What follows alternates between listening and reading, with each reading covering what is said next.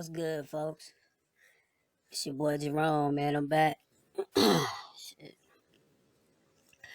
I want to talk about trying to get a name for this video. I'm gonna call this video What is your favorite superhero or super Heru or your super villain or your super venom? That's what I want to talk about. I want to talk about everybody grew up looking at cartoons and looking at horror films. That's another thing I want to talk about, horror films. We all identify with specific cartoon characters and superheroes. Me, my superhero was, well, let's go with let's start with Marvel Comics. Cause you got a whole lot of different cartoons out there. You got Captain Planet, you had the DC universe, the Marvel universe. You got I don't know, it's so many, man. I can't even name them. Let's just stick with Marvel, you know. And I'm just gonna talk about the ones I identify with. Like with that. When you talk about the X-Men in the Marvel comics, I always identified with Wolverine. And I identified with Professor X. Now, everybody's waiting on the shift. Everybody's waiting on their powers to come back. So I say this, whatever you identified with as a kid, even up until now, whatever gifts and powers that you always felt you had and displayed in the movies you watch and whatever you identified with. Because my favorite heroes was Wolverine, Professor X, Megatron from Transformers. I like Optimus Prime, but Megatron was that dude. Like Megatron, that nigga was like a beast. For real, for real. And then you got what you call, let's switch it over real quick. You got your super villains. Who were your favorite super villains? I like Spawn, man. Spawn, you know what made Spawn? You want me to tell you why Spawn he's better than a superhero and a supervillain? Because he's both. That's what makes Spawn so damn powerful, man.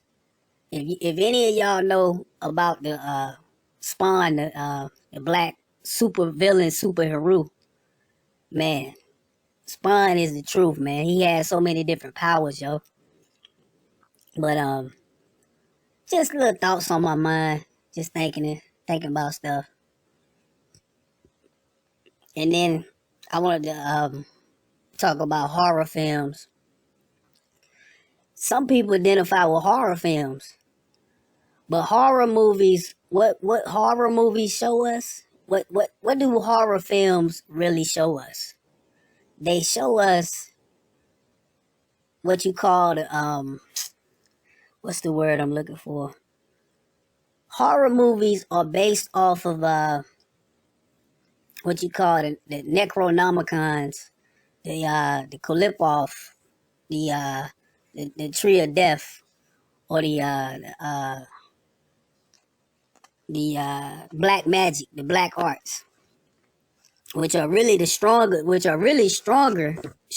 the super Heru arts, because the superhero arts is based off the Tree of Life.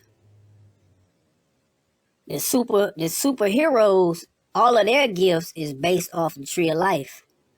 But the horror and the Necronomicon, the black arts, the left hand path, like Luciferian, the Satanism, all of those energies are based off what you call it, the Kolipov energy. When you study, if you study the Kabbalah and you study the different trees on the Kabbalah.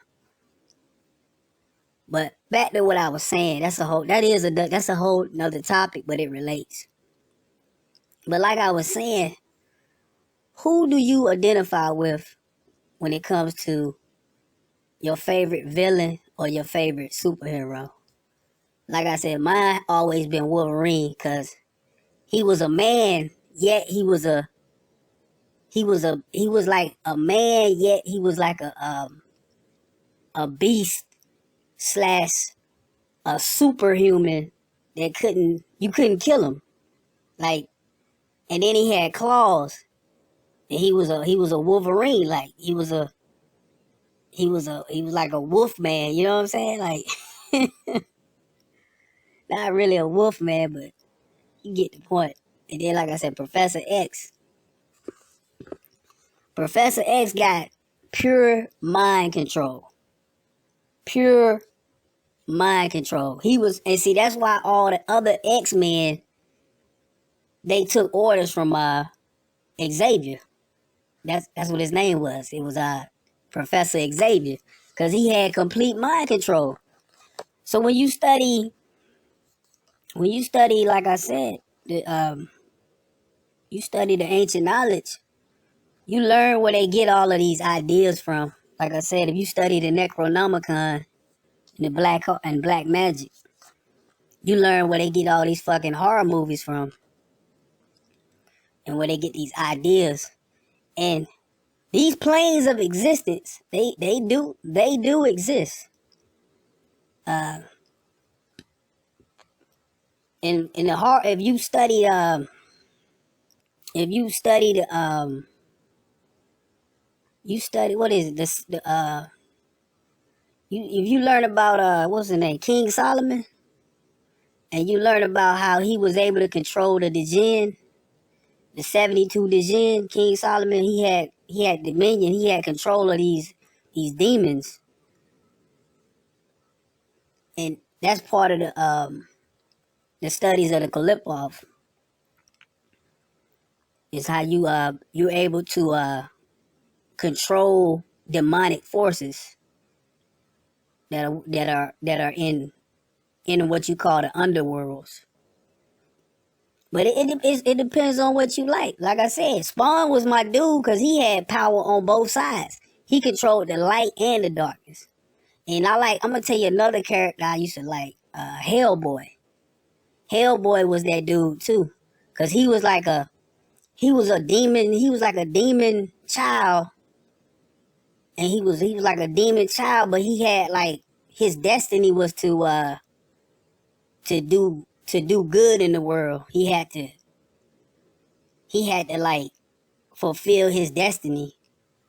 He had an interesting story too.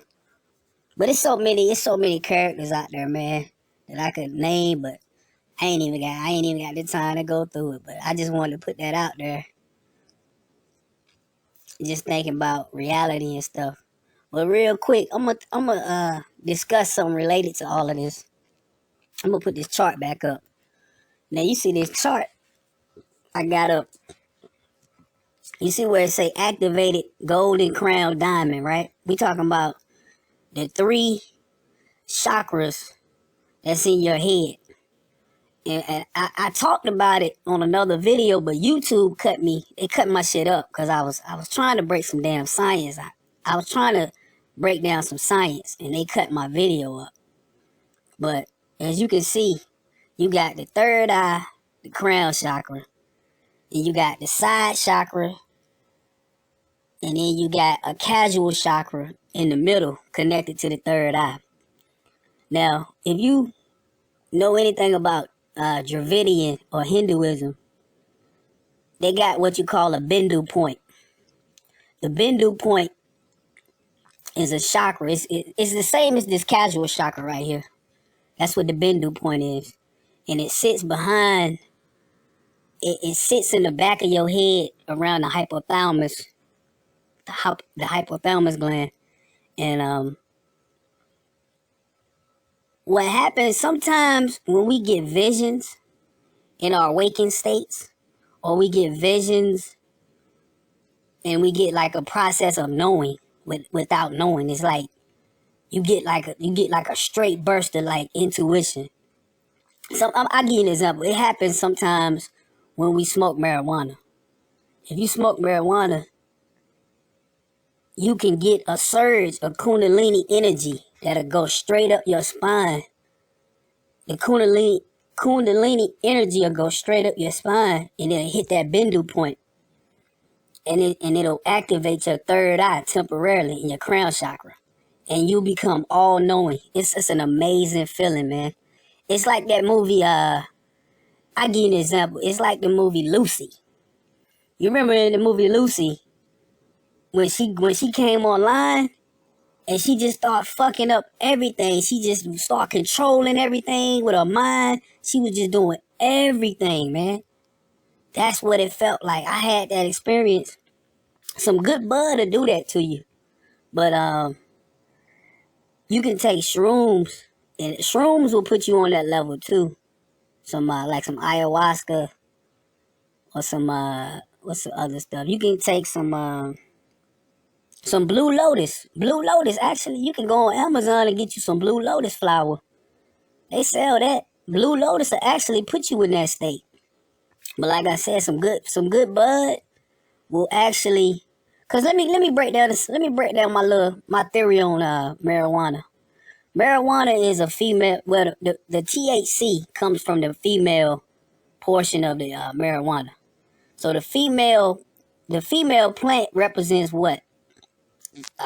In my theory, it represents the goddess Kali, which is pure Kundalini energy, right? So you got those two goddesses, the snake coils. The snake coil that's at the base of your spine is activated when you smoke some good bud, and it goes up your spine and it activates it temporarily. It really does temporarily activate these three chakras, which are called the Trinity: third eye, crown, and the casual. The Trinity is what? The Father, Mother, and the Son. Asar, Aset, Heru, right? That's the science. And that's what it feels like to come online. And that's what the ancient sages of renown, the ancient ones knew.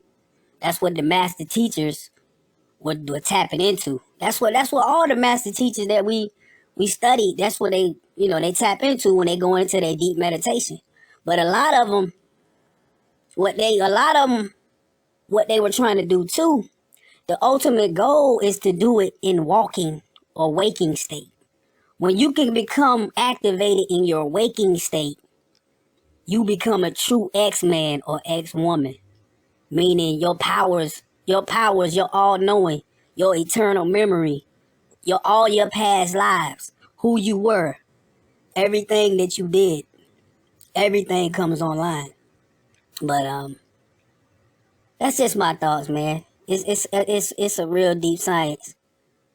But like I said, I'm waiting on this shift like everybody else, trying to do what I do. I'ma holler at y'all. Peace.